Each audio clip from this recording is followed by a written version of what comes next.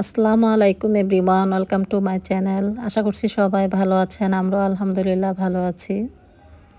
আজকে আরও একটি সারা দিনের ব্যস্ত রুটিন আপনাদের সাথে শেয়ার করব, সকাল থেকে একদম বিকেল পর্যন্ত। সারা দিনের ব্যস্ত রুটিনটা আশা করছি আজকে আপনাদের ভালো লাগবে। সংসারের কাজকর্ম নিয়ে কিন্তু আজকের ব্লগটা করার চেষ্টা করব। তো সকালবেলা ঘুম থেকে উঠেই সংসারের কাজকর্ম গোছানো কিন্তু একটা মায়ের দায়িত্ব। তো আমার যতটুকু দায়িত্ব ততটুকুই কিন্তু আমি করার চেষ্টা করি। তো সকাল থেকে আজকের ব্লগটা শুরু করছি। সকালবেলা ঘুম থেকে উঠেই কিন্তু বাচ্চাদের নাস্তা খাওয়াইনি আজকে, ওদেরকে অনলাইন ক্লাসে জয়েন দিতে বলেছি। ঘুম থেকে একটু দেরি করে উঠেছে বাচ্চারা, সেজন্য কিন্তু নাস্তা খাওয়াতে পারিনি। তাই ভাবলাম আজকে ওরা আগে ক্লাসে জয়েন দিক, তারপর ওদেরকে নাস্তাটা খাইয়ে দেবো। 10:30টার দিকে কিন্তু ওদের টিফিন টাইম, তখনই কিন্তু ওরা নাস্তাটা করে নিতে পারবে।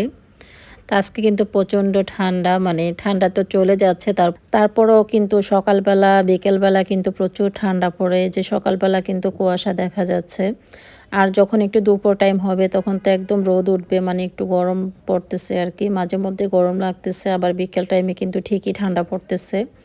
তো এখনকার এই সিজনটা কিন্তু একটু অন্যরকম, আবারও মানুষ অসুস্থ হয়ে যাবে। সিজন যখন চেঞ্জ হয় তখনই কিন্তু, মানে ওয়েদার চেঞ্জ হওয়ার সাথে সাথেই কিন্তু মানুষের শরীরে শারীরিকভাবে বিভিন্ন অসুস্থতা দেখা দেয় আর কি।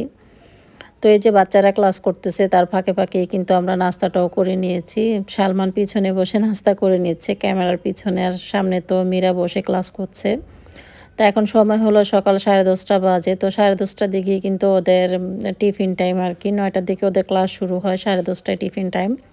তো সবাই মিলে একসাথে এখন নাস্তাটা করে নিচ্ছি। গরুর মাংস ছিল, ডাল ভুনা, তার সাথে পরোটা। তো শীত আসে আসে বলে কিন্তু শীত চলে যায়, আবার কিন্তু গরম চলে আসে। এই ওয়েদারটা চেঞ্জ হওয়ার সাথে সাথেই কিন্তু শরীরে বিভিন্ন ধরনের সমস্যা দেখা দেয়। তো মীরা ক্লাস করতেছে বসে, আর আমরা সবাই মিলে নাস্তাটা এখন করে নিচ্ছি। আর মীরা তো বিটিএস ফ্যানও, সব কিছুতেই কিন্তু বিটিএস বিটিএস আপনারা লক্ষ্য করলে বুঝতে পারবেন। তা আমি যখন ভিডিও করছিলাম তখন বলল যে এগুলো ভিডিও করো না, সবাই দেখতে পাবে। তো আমি বললাম সমস্যা নেই, সবাই দেখার জন্যই তো ভিডিও তৈরি করি, সবাই তো আমাদের ব্লগগুলো দেখে থাকে। আসলে আগে কিন্তু এত বেশি ব্লগ আমাদের আত্মীয়-স্বজনের মধ্যে কেউ দেখতো না। এখন কিন্তু আমাদের আত্মীয়-স্বজন, পাড়ার প্রতিবেশী সবাই কিন্তু আমার ব্লগগুলো দেখে। সেজন্য আমার কাছে একটু কেমন যেন লাগে যে রীতিমতো আমি ব্লগগুলো দিতে পারবো কিনা। আগে একসময় আমার কাছে মনে হতো আমার ব্লগগুলো কেউ দেখবে না বা কেউ দেখে না। এখন দেখি আমাকে সবাই কল করে জিজ্ঞেস করে যে, "ব্লগ তো সুন্দর হয়, অনেক সুন্দর করে ব্লগ তৈরি করতে পারিস।" বা অনেকে বলে থাকে যে, "আপনার ব্লগগুলো খুবই ভালো লাগে দেখি।" তখন আমি মনে করি যে তোমরা আমার ব্লগ দেখো, আমার তো বিশ্বাসই হয় না। তো কিভাবে যেন চিনতে পারে আমি সেটাও বুঝতেছি না। সবাই বলে শালীনকে দেখে নাকি সবাই চিনতে পারে। এভাবে তো আমাকে কেউই দেখতে পায় না। তো মাঝে মধ্যে আপনাদের ভাইয়াকেও দেখিয়ে থাকি। সেজন্য কিন্তু আমার ব্লগগুলো অনেকেই চিনে গিয়েছে এখন। মানে আমাদের আত্মীয়স্বজনের মধ্যে অনেকেই কিন্তু আমার ব্লগগুলো দেখে ফেলেছে। তো সেজন্য আমার মাঝে মধ্যে ব্লগটা দিতে একটু কেমন যেন লাগে। ১ম যখন আমি ব্লগ চ্যানেল খুলেছি তখন আমি বুঝতামই না যে আমার ভিডিওগুলো মানুষ দেখবে। তো এখন যখন বুঝতে পারি যে সবাই আমার ভিডিওগুলো দেখে, বা আমার কাছে একটু কেমন যেন লাগে, ভালো লাগে না আমার কাছে। তো যাই হোক, আপনাদের জন্য কিন্তু আমি ব্লগ ভিডিও মেক করি, আর আপনারা সাপোর্ট করেন বলেই কিন্তু আমি ব্লগটা দেওয়ার জন্য উৎসাহ পাই, ভালো লাগে। গতকালকে আমি অনেকগুলো কমেন্ট পড়েছি আমার এমএস পেজে, মানে এত কমেন্ট এসেছে, হাজার হাজার কমেন্ট। আমি তো ২-৩ মাস পর পর একবার কমেন্ট চেক করে থাকি। তো আমার কমেন্টগুলা কিন্তু অনেকগুলো জমে গিয়েছে, সেজন্য গতকাল রাতে শুয়ে অনেকগুলো কমেন্ট পড়েছি, আবার অনেকগুলো আনসার দেওয়ার চেষ্টা করেছি। মাশাআল্লাহ, আপনারা এত সুন্দরভাবে কমেন্ট লিখেন, আসলে আমি না পড়লে তো বুঝতেই পারতাম না। তো আজকে খালা এসেছিল বাসায়, আসার সময় খালা আমার জন্য বইতা শাক নিয়ে এসেছে। সেগুলো কিনে নিয়ে এসেছে আটি হিসেবে, ১ আটি প্রায় ২০ টাকা করে। তো ভাবলাম শাক রান্না করব না কি করব, শাক রান্না করলে বাচ্চারা একদমই খেতে চায় না। তাই ভাবলাম আজকে বইতা শাকের বড়া বানাবো আর কি, ডাল দিয়ে। তো বইতা শাকটাকে আমি ভালোভাবে ধুয়ে পরিষ্কার করে নিয়েছি। আর আমি ডাঁটিটা তেমন বেশি নেইনি, যেখানে পাতাগুলো সেগুলো একটু বেশি নেওয়ার চেষ্টা করেছি। তো শাকটা আমার ভালোভাবে ধোয়া হয়ে গিয়েছে। এখন শাকটাকে আমি যতটুকু সম্ভব একদম ছোট ছোট টুকরা করে কেটে নেওয়ার চেষ্টা করছি। সব ধরনের শাক দিয়ে কিন্তু বড়া তৈরি করা যায় বা পাকোড়া তৈরি করা যায়। তো কে কী শাক দিয়ে খেয়েছেন, বইতা শাক দিয়ে কখনো ট্রাই করেছেন কিনা অবশ্যই আমাকে জানাবেন। আর বইতা শাক দিয়ে কেউ ট্রাই না করে থাকলে অবশ্যই ট্রাই করবেন। এটা খেতে খুবই ভালো লাগে গরম গরম ভাতের সাথে, বা বাচ্চারা খালিও খেতে পারবে সস দিয়ে। আমার বাচ্চারা শাকসবজি একদমই খেতে চায় না। তখন যেভাবে ওরা শাকসবজি খেতে পারবে ওইভাবেই কিন্তু তৈরি করে দেওয়ার চেষ্টা করি। তো শাকগুলো কিন্তু একদম ছোট ছোট টুকরা করে আমি কেটে নিয়েছি। তার সাথে এখানে আমি মসুর ডাল নিয়েছি। তো ডালটাকে আমি অনেক সময় ধরে ভিজিয়ে রেখেছিলাম, প্রায় 1 থেকে 2 ঘন্টার মতো। তো এখন আমি ডালটাকে একটা ব্লেন্ডারে ঝোঁকে নিয়ে নিচ্ছি। পরে আমি ডালটাকে একটু ব্লেন্ড করে নিব সামান্য পরিমাণ পানি দিয়ে। পানিটা তেমন বেশি দেওয়া যাবে না, অল্প পরিমাণে পানি দিয়ে এটাকে ব্লেন্ড করে নিব। তো ডালটা এখন আমার অলরেডি ব্লেন্ড করা হয়ে গিয়েছে। এই যে ডালটাকে আমি ব্লেন্ড করে নিয়েছি। এখন শাকের উপরে কিন্তু আমি ডালটা নিয়ে নিচ্ছি।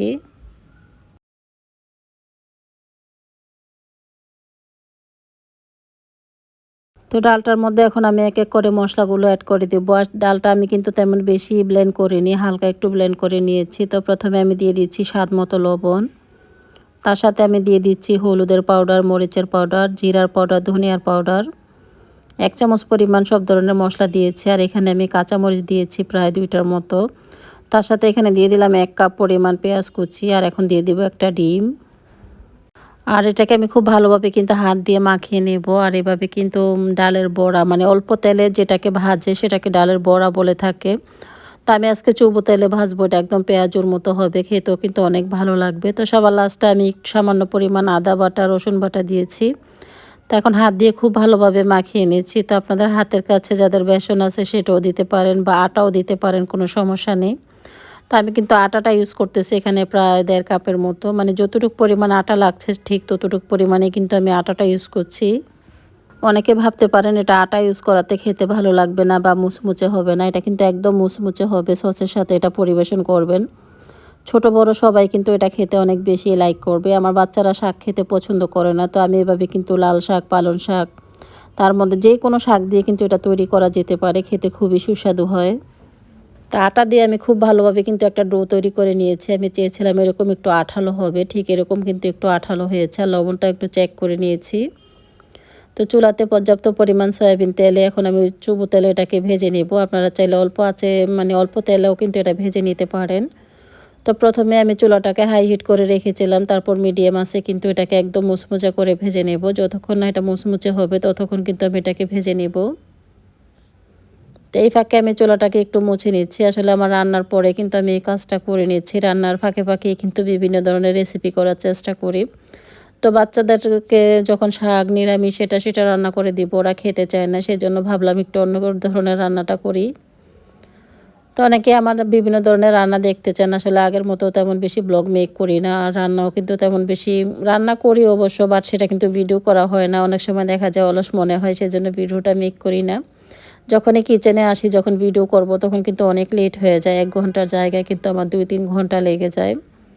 তখন বাচ্চাদের খাওয়া দাওয়া, নামাজ রোজা সব কিছু কিন্তু লেট হয়ে যায়। সেজন্য এখন মাঝে মধ্যে ব্লগ দেওয়ার চেষ্টা করি।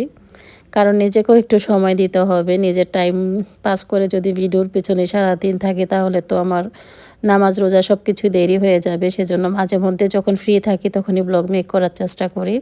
তা আপনারা কেউ কিছু মনে করবেন না, আমি কিন্তু রেগুলার ব্লগ দিব। তো বইতা শাকের পাকোড়াটা এখন আমার তৈরি করা হয়ে গিয়েছে। পাকোড়া, পেঁয়াজু যে যেটা বলেন সেই নামেই কিন্তু বলতে পারবেন, কোনো সমস্যা নেই। তো সাথে সাথে এটা কিন্তু খেলে খুবই ভালো লাগে। তো আমি কিন্তু আবারও ঠিক সেমভাবে কিন্তু এগুলো ভেজে নিচ্ছি। আর এখানে কিন্তু আমি আজকে রান্না করেছি বোয়াল মাছ। বোয়াল মাছ রান্না করেছি, আলু দিয়ে ঝোল কারি করেছি।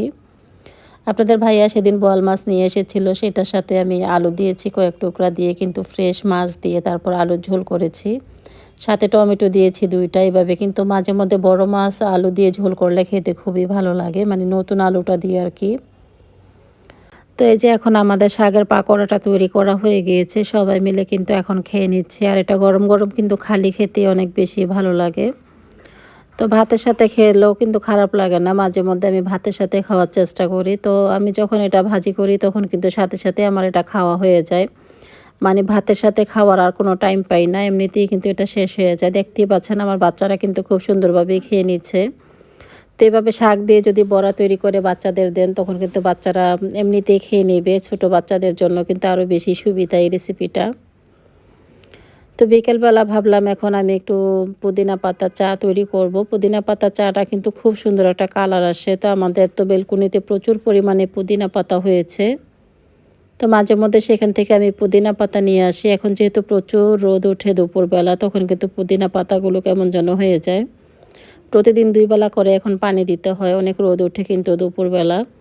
তো ভাবলাম আমি কিছু পুদিনা পাতার ডাল কেটে নিয়ে এসে তারপর পুদিনা পাতা দিয়ে চা তৈরি করব।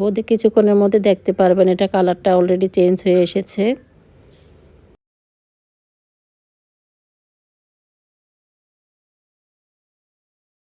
আমি প্রায় 2 থেকে 3 মিনিটের জন্য এটা জাল করেছি। জাল করার সাথে সাথেই কিন্তু কালারটা অলরেডি চেঞ্জ হয়ে এসেছে আর চুলাটা অফ করে দিয়েছি। এখন একটা কাপের মধ্যে আমি পরিবেশন করে নেব। আর বেলকনিতে বসে এনজয় করব এই চাটা, পুদিনার চা আর কি। এটা কালারটা খুবই সুন্দর এসেছে। তো বিভিন্ন ধরনের রঙের চা খেলে নাকি শরীরের জন্য অনেক বেশি উপকার। তো মাঝে মধ্যে আমি এটা খেয়ে থাকি। তুলসী পাতার চা, পুদিনা পাতার চা। তো পুদিনা পাতার চা তৈরি করার সাথে সাথে কিন্তু আমি একটু ট্রাই করছি। আপনাদের ভাইয়ার জন্য কিন্তু আমি রেখে দিয়েছি। সে লিভিং রুমে বসে আছে। তা আমি এখন বেলকনিতে চলে এসেছি। সবসময় কিন্তু আমি বেলকনিতে বসি বিকেল টাইমে একটু চা খাওয়ার চেষ্টা করি। আর এই যে আমাদের পুদিনা বাগান, প্রচুর পুদিনা হয়ে আছে, যে আপনারা লক্ষ্য করলে কিন্তু বুঝতে পারবেন খুবই সুন্দরভাবে পুদিনা হয়েছে। আর পুরো শীত কিন্তু আমরা পুদিনা পাতা খেতে পেরেছি মুড়ির সাথে, চায়ের সাথে, সব কিছুর সাথে কিন্তু পুদিনা পাতাটা ইউজ করেছি। তো বাংলাদেশে আসার পর মাশাআল্লাহ আমাদের সবজি বাগান থেকে বিভিন্ন ধরনের সবজিও আমরা খেতে পেরেছি। কিছুদিনের মধ্যেই কিন্তু আমরা দুন্দুল গাছ লাগানো শুরু করে দেব ছাদের উপরে, তারপর ভেন্ডি গাছ লাগাবো। তো সব কিছু প্রিপারেশনের কাজ চলছে। আপনাদের ভাইয়া কিন্তু ছাদে বিকেল টাইমে অনেক কাজ করে থাকে। তো আমার যেহেতু যাওয়া হয় না ছাদে, আমাকে সারপ্রাইজ দিয়ে থাকে আর কি। সে গাছগুলো যখন রোপণ করে তখন বড় হয়ে যায়, আমি যেয়ে দেখি ফলও চলে আসে। তারপর তার মধ্যে সবজি বিভিন্ন ধরনের। আমাদের কাছে কিন্তু প্রচুর লেবু এসেছে। তো আজকে প্রায় 1 সপ্তাহের মতো, মানে দেশ থেকে আসার পর আমি এখন আর ছাদে যাই না।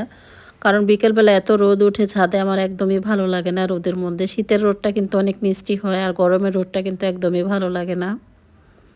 তো শালিনা সালমান বিকেলবেলা গিয়েছিল একটু বাহিরে, ওদের জন্য কিছু বিস্কিট, তারপর মানে যে খাবারগুলো বাচ্চারা খেতে লাইক করে সেগুলো কিনে নিয়ে এসেছে।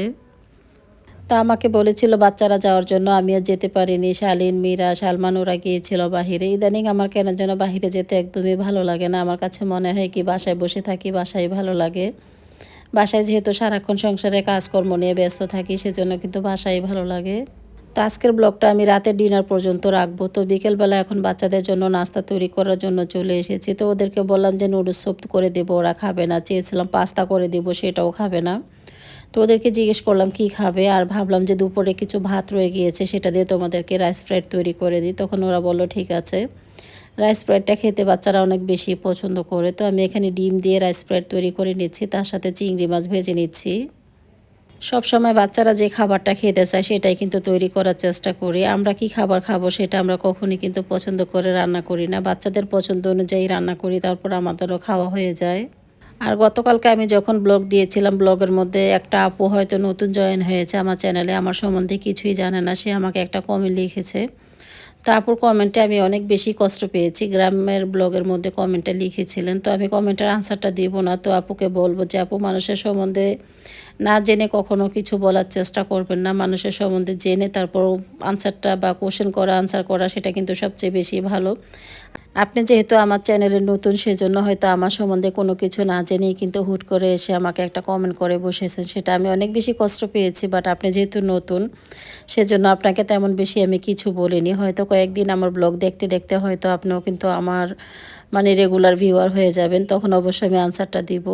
এরকম আমার অনেক ভিউয়ার্সরা আছে। আগে প্রথমে এসে কিন্তু হুট করে এসে অনেক ধরনের কমেন্ট লিখে, তারপর দেখি তারাই কিন্তু আমার অনেক কাছের লোক হয়ে যায়। তো যাই হোক, বিকেলের খাবারটা খাওয়ার পর এখন হলো রাত প্রায় 11:30টার মতো বাজে। তো রাতের খাবারটা তৈরি করার জন্য আমি কিচেনে চলে এসেছি। তো এটাও কিন্তু বাচ্চাদের পছন্দের খাবার আমি আজকে তৈরি করব। ওরা ওরা চাচ্ছিল যে রামলি বার্গারটা খাবে। তো রামলি বার্গার কিন্তু আমি অনলাইনে অনেক জায়গায় চেয়েছিলাম, কোথায় তৈরি করে সেটা আমি সঠিক তথ্য পাইনি। তো ভাবলাম যে ওদের জন্য আমি বার্গারটা কিনে, মানে চিকেন স্লাইসের যে বার্গারটা তৈরি করে সেটা আমি কিনে নিয়ে আসি, তারপর আমি বাসায় তৈরি করে দেব। সেটা কিন্তু টেস্ট কম হবে না। তো ওদেরকে বললাম, সালমানকে আমি পাঠিয়েছিলাম বাজারে। ও আসার সময় কিন্তু রামলি বার্গারের যে চিকেন স্লাইসটা, মালয়েশিয়ান ব্র্যান্ড, ওটা কিন্তু ও কিনে নিয়ে এসেছে। আমরা মালয়েশিয়াতে সবসময় কিন্তু এই বার্গারটাই ট্রাই করতাম, আর বাচ্চারাও কিন্তু এটা খেতে অনেক বেশি পছন্দ করে। তো মালয়েশিয়া ফাস্টফুডের দোকানে যেভাবে তৈরি করে বার্গারটা, ঠিক ওইভাবেই কিন্তু আজকের বার্গারটা আমি তৈরি করার চেষ্টা করব। তো এখানে আমি কিছু পাতাকপি কেটে নিয়েছি। মালয়েশিয়ানরা কিন্তু পাতাকপি, শসা, তার মধ্যে ইউজ করে হলো টমেটো, পেঁয়াজ, এগুলো কিন্তু ইউজ করে থাকে, ডিম ইউজ করে থাকে। তো সেটার মধ্যে আমার বাদ যাবে শুধু মনে হচ্ছে যে শসাটাই বাদ যাবে, আর সব কিছু দিয়ে কিন্তু আমি বানানোর তৈরি করার চেষ্টা করব। তো পাতাকপিটা তারা কিন্তু একদম চিকন চিকন করে কেটে দিয়ে থাকে, তারা যে বিক্রি করে সেজন্য হয়তো। তো আমি পাতাকপিটা একটু মোটা মোটা করে দিব, কারণ পাতাকপিটা যখন মোটা মোটা করে দেব সেটা কামড়ে পড়লে আমার কাছে খেতে অনেক বেশি ভালো লাগে। তো চিকেন স্লাইসগুলো আমি খুলে নিয়েছি, আর চিকেন স্লাইসটা কিন্তু ফ্রিজ থেকে নামানোর সাথে সাথে এটাকে তৈরি করে নিতে হবে। যখন বেশি নরম হয়ে যাবে তখন কিন্তু এটা হাতে লেগে যাবে, বা ফ্রাই প্যানে দেওয়ার পরও কিন্তু এটা এত বেশি সুন্দর শেপ থাকবে না, নষ্ট হয়ে যাবে। তো শক্ত অবস্থায় কিন্তু আমি এটা ফ্রাই প্যানে দিয়ে দিয়েছি। আমি আরও অনেকবার কিন্তু এই বার্গারটা তৈরি করেছি মালয়েশিয়াতে, হয়তো আমার পুরনো যারা আপুরা আছেন তারা জানেন। তো বাংলাদেশে আসার পরও অনেকবার তৈরি করেছিলাম, গত বছর হয়তো, এবছর হয়তো এই প্রথমবার তৈরি করছি। তো সকালবেলা আমি যে ডালের বড়াটা তৈরি করেছিলাম পুঁইতা শাক দিয়ে, সেটা আমার বাকিটা রয়ে গিয়েছিল, সেটাও কিন্তু আমি এখন ভেজে নিচ্ছি। আর তার সাথে আমি রামলি বার্গারটাও এখন তৈরি করে নেব। তো চিকেন স্লাইসটার মধ্যে কোনো তেল ইউজ করতে হয় না, এটার মধ্যে কিন্তু প্রচুর তেল উঠে আসে।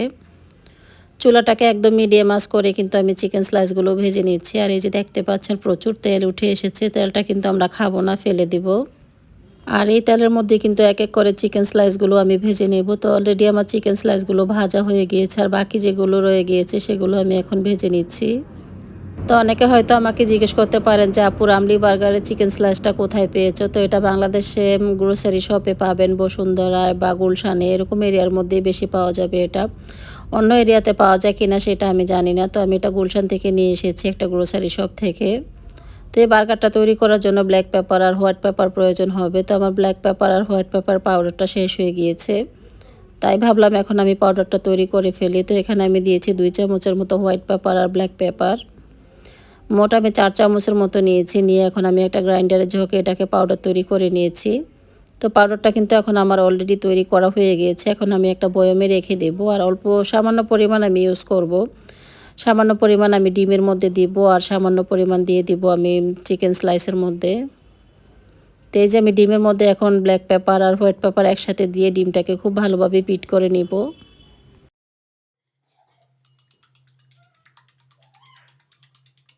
আর মালয়েশিয়ানরা যখন ডিম ভাজিটা করে তখন ওটার মধ্যে কিন্তু সয়া সস দিয়ে থাকে, লবণ দিয়ে থাকে, বিভিন্ন ধরনের অনেক ধরনের মশলা দিয়ে থাকে। তো আজকে আমি আর কোনো মশলা ইউজ করিনি, আমি ব্ল্যাক পেপার, হোয়াইট পেপার আর সামান্য পরিমাণ লবণ দিয়ে কিন্তু ডিমটাকে ভেজে নিচ্ছি। তো এদিকে আমার চিকেন স্লাইসগুলো কিন্তু এক এক করে ভাজা হয়ে গিয়েছে। অন্য চুলায় কিন্তু আপনাদের ভাইয়া ডালের বড়া ভেজে নিচ্ছে। ঠিক একই ফ্রাই প্যানে এখন আমি দিয়ে দিচ্ছি ডিমটাকে। তো সম্পূর্ণ আমি এখানে টোটাল নিয়েছি 2টা ডিম, 2টা ডিমই কিন্তু একটু ছড়িয়ে দিয়ে দিয়েছি। আর মালয়েশিয়াতে যখন তারা ডিম দিয়ে থাকে, তারা কিন্তু একটা বার্গারের মধ্যে একটা ডিম দিয়ে থাকে। তো আমি 2টা ডিম ভেঙেই কিন্তু সবার জন্য অল্প অল্প করে তৈরি করে নিচ্ছি।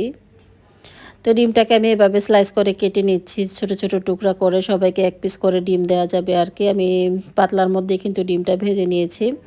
তো এভাবে কিন্তু সম্পূর্ণ ইনগ্রেডিয়েন্টস তৈরি করে তারপর ডাইনিংয়ে নিয়ে কিন্তু আমি এক এক করে বার্গারটা তৈরি করে ফেলবো। আর এই বার্গারটা খেতে খুবই ভালো লাগে, একদম মালয়েশিয়া আমরা যেরকম বার্গার খেয়েছিলাম রামলি বার্গার, ওরকমই কিন্তু টেস্ট আসে। তো মাঝে মধ্যে আমি বাচ্চাদের এভাবে তৈরি করে দিয়ে থাকি, আপনারাও কিন্তু এটা তৈরি করতে পারেন। বাংলাদেশে কিন্তু এখন সব ধরনের খাবারই কিনতে পাওয়া যায়।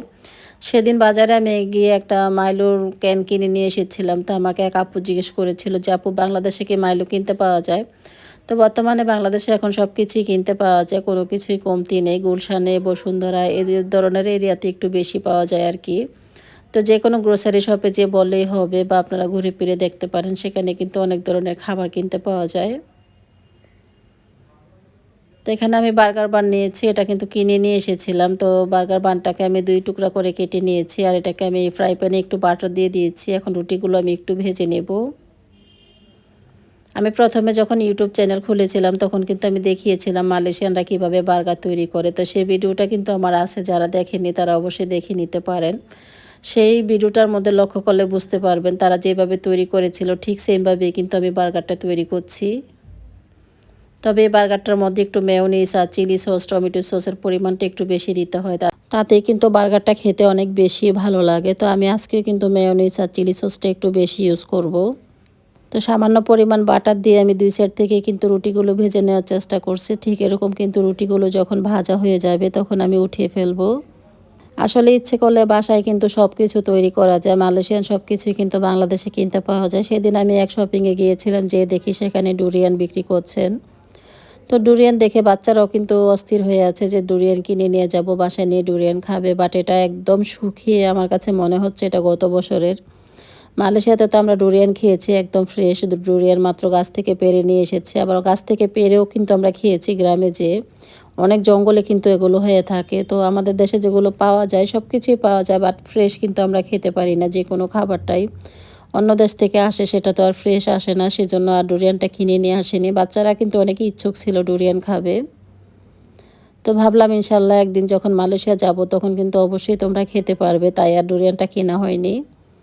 তো এই যে আমি বার্গারটা এখন তৈরি করে নিচ্ছি। আমি প্রথমে দিয়ে দিলাম চিকেন স্লাইস, তার মধ্যে ডিম, বাঁধাকপি, টমেটো, তার সাথে mayonnaise, chilli sauce, tomato sauce, এগুলো সব একত্রিত করে মিশিয়ে দিলে ভালো হতো। তো আমি আলাদা আলাদাভাবে দিয়ে দিচ্ছি।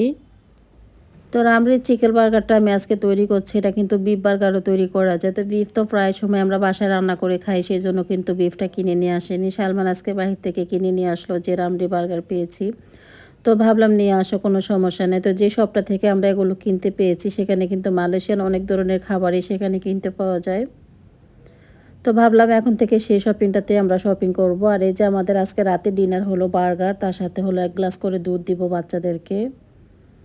তো আমার আজকের ব্লগটি কেমন হয়েছে অবশ্যই কমেন্টের মাধ্যমে জানাবেন। সারাদিনের রুটিনই কিন্তু আপনাদের সাথে শেয়ার করার চেষ্টা করি। আশা করছি বরাবরের মতো ভালো লেগেছে। আর ভিডিওটি দেখার জন্য ধন্যবাদ সবাইকে। সবাই ভালো থাকবেন।